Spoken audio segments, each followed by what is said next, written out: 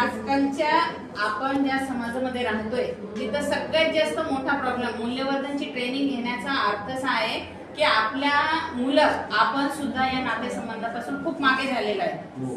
अभ्यासक्रमामध्ये हे सगळं घेण्याची गरज का पडली? मुथा फाउंडेशन म्हणा किंवा दशसूत्री म्हणा, हे सगळं आणण्याची गरज आपल्याला का पडलेली आहे?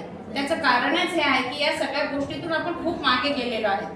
आपण स्वतःला प्रगत करण्याच्या नादामध्ये आणि मंगळावर जाण्याच्या नादामध्ये, चंद्रावर जाण्याच्या नादामध्ये आपण या सगळ्या गोष्टी आता इतक्या मागे झालेल्या आहेत की आता आपल्याला पुन्हा चुलीवरची भाकर आवडायला लागलेली आहे. बरोबर? आपल्याला आता पुन्हा सगळं तेच हवंय. आपल्याला पुन्हा आता आई हवी, आपल्याला आता पुन्हा वडील हवेत, आपल्याला पुन्हा ते सगळे नातेसंबंध जोपासायचे आहेत. कारण मोबाईल हा विरंगुळा देऊ शकतो, प्रेम नाही देऊ शकत.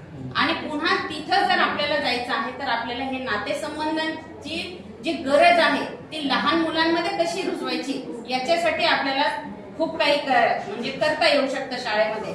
आणि शिक्षक म्हणजे शिक्षक असो शिक्षिका असो, सगळ्यात जास्त जर गोड संबंध कोणामध्ये असू शकतात. आपण जास्त वेळ आपल्या मुलांमध्ये राहतो, स्वतःच्या मुलांसोबतही आपला वेळ नसतो जेवढा वेळ आपण शाळेतल्या मुलांसोबत राहतो.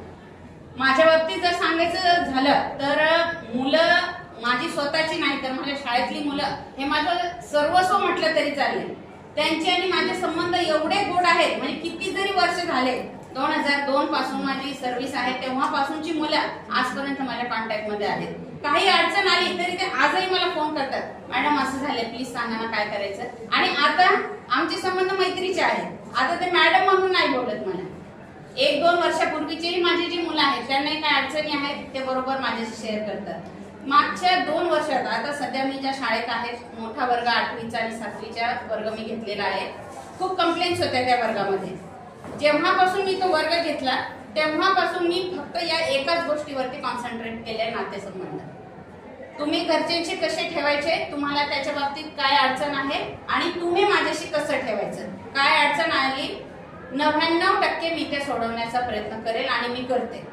मला इतका ड्रास्टिक चेंज दिसला त्या मुलांमध्ये. माझी एक मुलगी आहे 2 वर्षापूर्वीची माझी स्टुडंट, ती मागे 8-15 दिवसापूर्वी माझ्याकडे आली होती. म्हणजे 8-9 महिने झाले आता, समजा दुसरं सत्र सुरू होऊन 7-8 महिने, तरी तिचं रडणंच नाही थांबणार. मॅडम तुमच्याशिवाय करमतच नाही, मॅडम तुमच्याशिवाय करमतच नाही. खूप रडली, येऊन माझ्या गळ्यात पडून ती. मी पण रडले, म्हणजे ती खूप लाडकी होती माझी. तर ती मला म्हणायला लागली की मला रात्रीची झोपच नाही आहे ना मॅडम तुम्ही नाही येतात. माझी आई माझ्यावर खूप चिडली की असं वेड्यासारखं प्रेम करत असतात का कुणावर म्हणून. पण मला तुमचे शब्द आठवतात. म्हटलं आता तू माझ्यासाठी एक करायचं, ज्या दिवशी तू खरंच माझं नाव कमवशील ना त्या दिवशी राशी मला वाटेल